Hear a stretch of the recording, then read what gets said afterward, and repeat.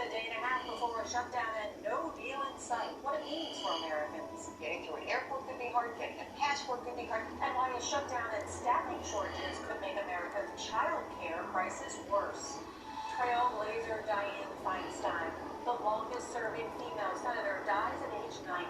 Tonight, a look back at her legacy. I have found that being a woman isn't a disadvantage.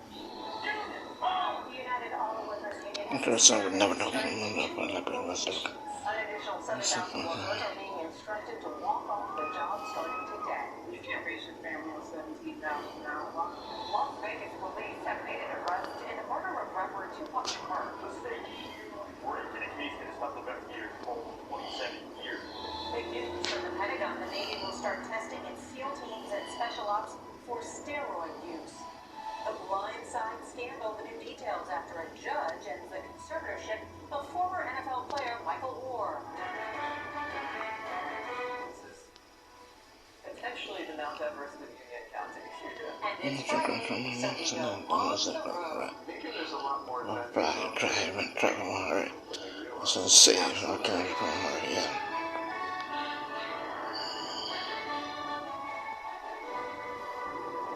Good evening and thank you for joining us on this Friday night. Tonight, the Big Apple is a big mess, and tens of millions of Americans are experiencing torrential rain and record flooding.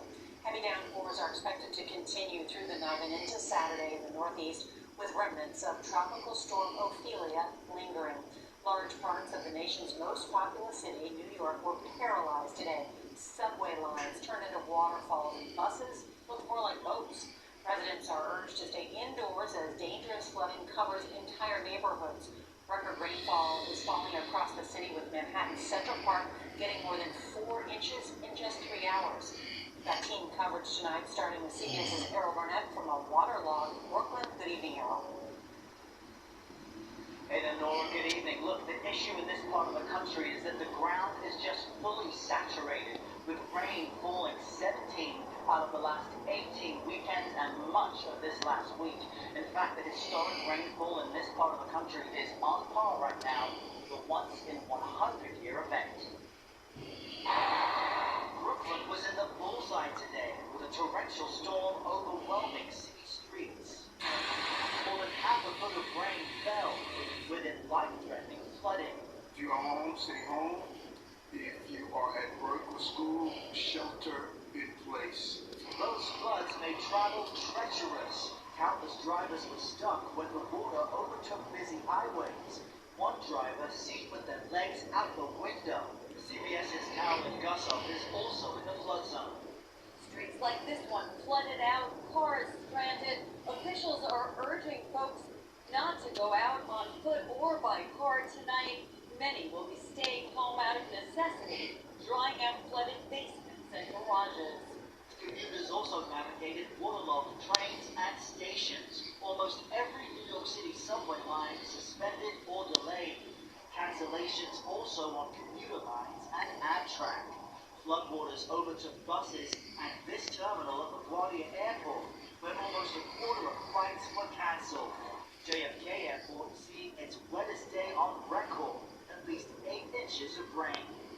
Back in Brooklyn, parents rushed through the danger to pick up their middle school children early. There's a big flood downstairs in the basement. There's chaos in the auditorium. In Flatbush, one of the hardest hit neighborhoods in Brooklyn, Michael Earls showed CBS News his flooded basement.